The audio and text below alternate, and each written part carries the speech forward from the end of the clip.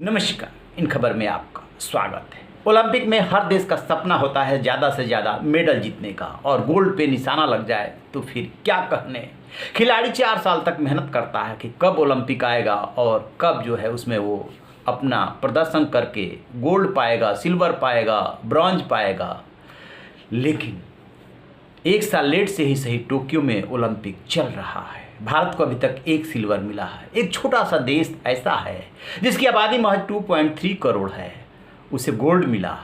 Podium पे जब वो वेट लिफ्टर पहुंची अपना गोल्ड लेने के लिए, तो जान के ताजुब होगा कि न तो राष्ट्र ध्वज लहराया और न ही राष्ट्रगान हुआ। परंपरा ये है कि जैसे ही कोई भी एथलीट हो, कोई भी वेट लिफ्टर हो, किसी भी कैटेगरी में आता हो, जब वो तीनों कैटेगरी में से गोल्ड, सिल्वर या ब्रॉन्ज जीतता है और पोडियम पे उस को लेने के लिए पहुंचता है, तो वहाँ पे राष्ट्रगान बजता है, जो उस देश का राष्ट्रगान होता है, और राष्ट्र ध्वज लहराता है।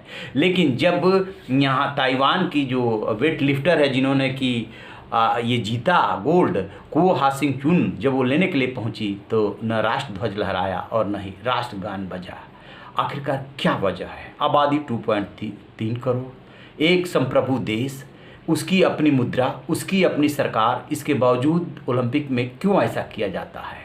और जान करके ये भी ताजुब होगा कि फिलिस्तीन जैसा देश जिसका अस्तित्व ही विवादित है, इसके बावजूद वो अपने नाम से भाग लेता है। सब कुछ उसके साथ वैसे ही बिहेवियर किया जाता है जैसे कि एक संप्रभु राष्ट्र के साथ किया जाता है, लेकिन ताइवान के साथ नहीं, वो तो ताइपे के नाम से भाग लेता है। तो जानिए पूरी कहानी कि कब से ये कहानी और कैसे चली आ रही है और कैसे उसके खिलाड़ियों को जो है उस समय उदास होना पड़ता है। ताइवान की स्टार वेट लिफ्टर को हासिंग चुन ने जब मंगलवार को टोक्यो ओलंपिक में गोल्ड मेडल जीता और लेने के लिए पोडियम पर पहुंची, तो वहां का अलग नज़ारा था। न तो कोई राष्ट्र ध्वज ऊपर उठाया गया और न ही राष्ट्रगान बजा। जानिए पूरी कहानी कि आखिरकार ऐसा क्यों होता है। ताइवान को ओलंपिक्स में काफ़ी समय से एक होस्ट नेम दिया गया है। इसकी वजह उसका खास अंतर्राष्ट्रीय स्टेटस है। वह एक लोकतंत्र है।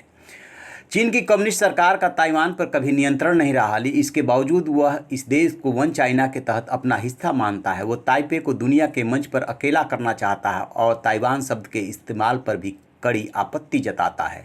1981 में चीनी ताइपे नाम तय किया गया। अंतर्राष्ट्रीय ओलंपिक कमेटी ने यह नाम तय किया। इसमें ताइवान के एथलीट खेल में भाग तो ले सकते हैं, लेकिन खुद को एक संप्रभु संपन्न देश का हिस्सा नहीं बता सकते। अपने लाल और सफ़ेद राष्ट्रध्वज के स्थान पर ताइवान के एथलीट सफ़ेद झंडे, जिस पर ओलंपिक रिंग्स बनी होती है, के नीचे ओलंपिक का हिस्सा बनते हैं। एथलीट जब पोडियम पर होते हैं तो ताइवान का राष्ट्रध्वज नहीं फहराया जाता और न ही उसका राष्ट्रगान गाया जाता है। आलोचकों का कहना है कि यह नाम अपमानजनक है। यहाँ तक कि अन्य विवादास्पद या कम मान्यता प्राप्त देशों जैसे कि फिलिस्तीन को ओलंपिक में अपना नाम और ध्वज इस्तेमाल करने की इजाज़त मिली है। अब जरा उस कहानी को समझिए कि कैसे ताइवान के साथ ये भेदभाव होता रहा। 1952 के ओलंपिक में ताइवान और चीन दोनों को न्योता भेजा गया था। दोनों सरकारों ने खुद को चीन का प्रतिनिधित्व करने का दावा किया, लेकिन अंत में ताइवान ने हटने का फैसला किया।